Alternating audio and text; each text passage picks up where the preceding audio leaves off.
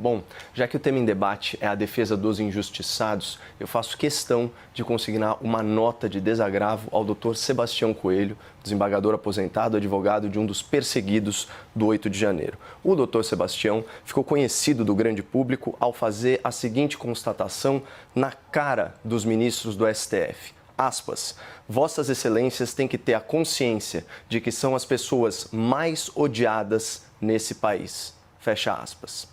Considerando que, segundo a Poder Data, só 12% dos brasileiros aprovam o desempenho do STF, essa crítica sincera deve ter ofendido algumas sensibilidades no tribunal. O tempo passa e hoje o Dr. Sebastião foi detido por determinação do STF após ser impedido de entrar no plenário do tribunal. Esse é um tratamento autoritário, desarrazoado e, acima de tudo, antijurídico. A lei é muito clara e está expressa no Estatuto da OAB, artigo 7º. São direitos do advogado ingressar livremente nas salas de sessões dos tribunais, especialmente com a finalidade de colher prova ou informação útil ao exercício da atividade profissional.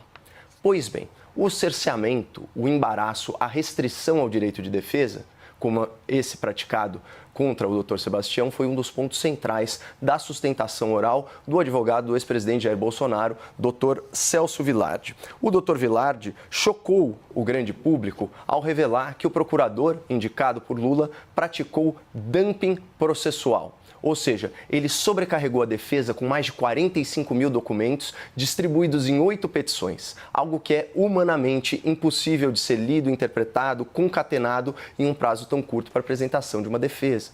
Especialmente considerando que, segundo a apuração do Datafolha, da Folha de São Paulo, na verdade, o julgamento do Bolsonaro tem ritmo 14 vezes mais rápido que o mensalão.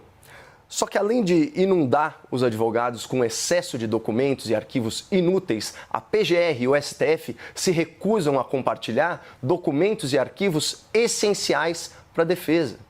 Tudo que o Dr. Vilardi pediu é que o STF libere a íntegra dos depoimentos, a íntegra das mídias, que fornecem aí, obviamente, o contexto em que as declarações foram feitas. Hoje, esses arquivos estão todos picotados, pessoal. É como disse o advogado, este é o recorte da acusação. A defesa tem direito a fazer seu próprio recorte. Mas isso agora é impossível, porque o conteúdo da denúncia está todo editado. Mas eu fico pensando, será isso que o Dr. Dias Toffoli quis dizer quando afirmou que o STF era o grande editor do Brasil? Bom, outro argumento preliminar da defesa de Jair Bolsonaro diz respeito ao testemunho do senhor Mauro Cid, o delator que chegou a desabafar para pessoas próximas que estava sendo coagido e ameaçado para alterar o seu depoimento na tentativa de incriminar Bolsonaro. Segundo a própria Polícia Federal, Mauro Cid mentiu, se omitiu e se contradisse. Mas aí ele foi preso novamente e se corrigiu quando foi confrontado com um conjunto de indícios. Para quem duvida do que eu estou falando, segue aqui a manchete da Folha de São Paulo. Aspas. Cid mudou versão sobre trama em audiência na qual Moraes ameaçou prendê-lo. Ou seja, nós estamos aqui diante de uma inversão perversa do Instituto da Delação Premiada. Antes, com base nas palavras do delator, o Estado ia buscar as provas.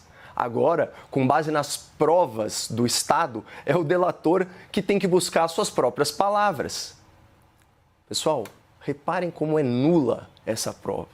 Não foi a polícia que confirmou a versão do delator, foi o delator que alterou o seu depoimento para confirmar a versão da polícia.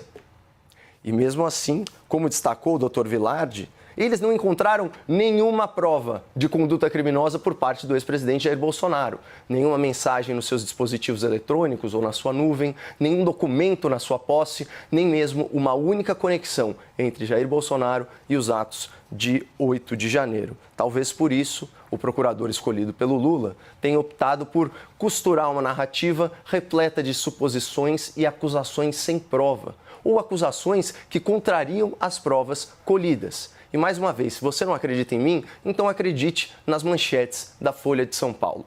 PGR omitiu falas de Mauro Cid que contradizem denúncia contra Bolsonaro.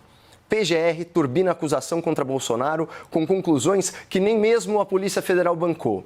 Cid, o delator, e militares contestam em depoimento teor de reunião de oficiais denunciada pela PGR.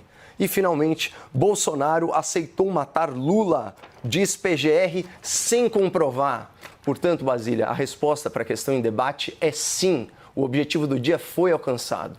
Os advogados dos perseguidos do 8 de janeiro expuseram os métodos arbitrários da PGR e do STF para condenar os seus adversários políticos. Que métodos são esses? Mudanças casuístas de jurisprudência, formação de um tribunal de exceção, produção de provas sob coação e ameaça e, como eu disse lá no começo, cerceamento de defesa.